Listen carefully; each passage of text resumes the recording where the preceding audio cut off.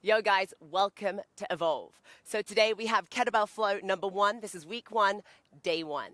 So I want you guys to complete 5 rounds. I'm going to show you what we're going to do. Now each round you're going to decrease reps. So let me explain the way that it's going to work first.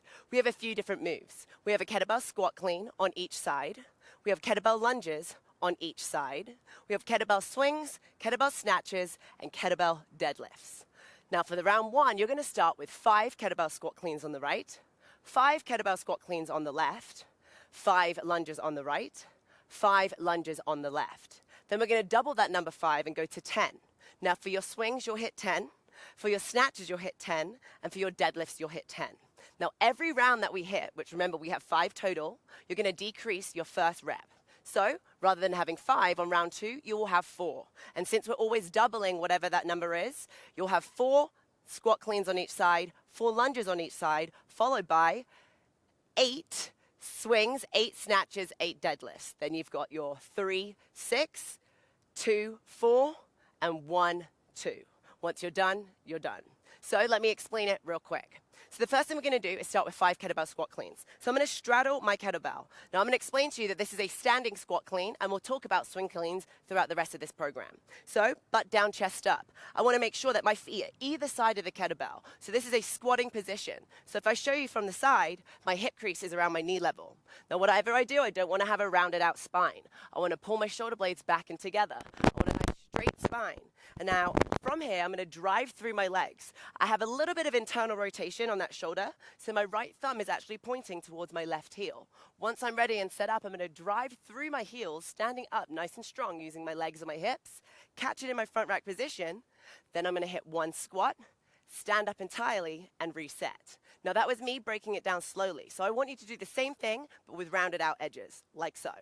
Butt down, chest up, drive up, go for your clean, into your squat, and stand up. Now that internal rotation is going to help you spiral that kettlebell. Now what I mean by a spiral is, think about this. This is a weird analogy. I'm strange, and a lot of you guys have probably heard this if you've trained with me before. But we can all understand this kind of cueing here. Imagine you have a bowl, and inside of that bowl you've got some stringy meat from some soup, and you've got to swipe the edge of the bowl with your hand in a round spiral rotation. I want you to go in that circular rotation, and once you've almost finished, I want you to drop your elbow and catch the kettlebell in your front rack position, which our front rack is on the front of our body, it's not to the side. So we also want to make sure that our wrist is straight. So this is something called a broken wrist. We want to make sure that our wrist is nice and strong so that you can handle the weight that you're holding on to. When we hold it in our front rack, it's going to turn on our delt, our lats, our core, our chest, everything. So again, 5 squat cleans on the right, internal rotation, standing up, clean, nice and smooth, squat to stand all the way. That's 1, that's 2, all the way down, all the way up, 3, and so on and so forth. Once you've done 5 on the right, we'll set the kettlebell down, that's it. Then we're going to go ahead and do the same thing on the left, standing up, rotating, catching, and squatting. Once you've done 5 and 5, I'll bring it back down to the other side. I'm going to stand up nice and tall, holding on with the kettlebell with the right side. I'm going to step back into a lunge. Once I'm in that split stance, which from the side is 2 90-degree angles, front knee is stacked on top of my ankle, back knee is underneath the hip, chest is nice and tall. From here, I'm going to stand up and come back down 5 times on the right. Once I've done 5, I'll switch over and hit 5 on the left. Now, once I've done with that, I'm then going to go into my swings, my snatches, and my deadlifts. So for my swings, I'm going to bring the kettlebell onto the floor.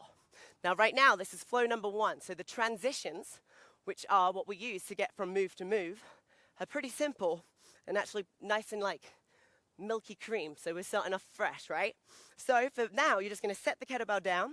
And the difference between the kettlebell being in front of you and underneath you is going to allow me to hinge my hips. So I want my kettlebell to be in front.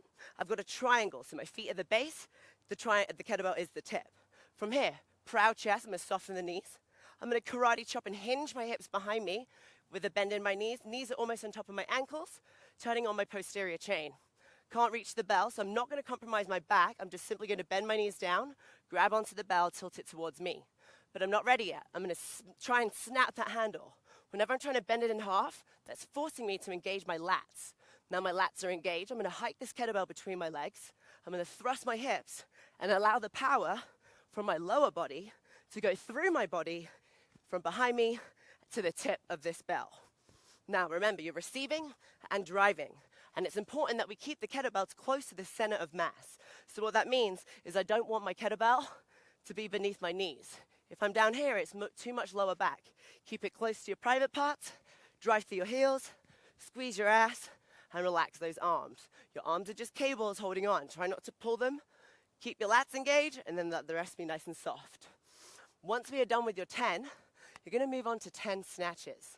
Now we're going to alternate. So you have 10 on each, 5 on each arm, totaling 10. So from here, we're going to go 4 spiral snatches. So the kettlebell is going to be underneath you, which we call a strict snatch as well. So from the side, it's almost like a clean that you've already done, but rather than catching it here in your front rack, you're going to catch it all the way above your head. So you have to generate more power, right, from that lower body. Go for that clean, and now when we're finished and at the top, kettlebell's right by the side of your ear. Pull it to front rack, drop it to the floor, switch over to the other side. Spiral clean, but finishing with your bicep by the side, wrist, elbow, shoulder stacked, core is tight, ribs are tucked, and ass is squeezed on nice and hard. Pull it back and reset. Whenever you're done with your 10, you're going to pick up the kettlebell, pull the shoulder blades back and together, keep the core engaged. Feet are underneath my hips now, about hip to shoulder width. Softening the knees, keeping the belly tight. I'm going to imagine someone's behind me pulling my ass back. But if my ass goes back, because there's a metal rod from the tip of my head to my tailbone, a byproduct is that my chest is going to come forward in this hinging pattern. I feel that tugging motion onto my hamstrings. I'm going to drive through my heels, squeeze my ass and suck my hips forward. Control and hold on to the tension on the way down. Drive and receive at the top. Whenever you're done with your 10, you're going to rest, shake it off, and keep going through this.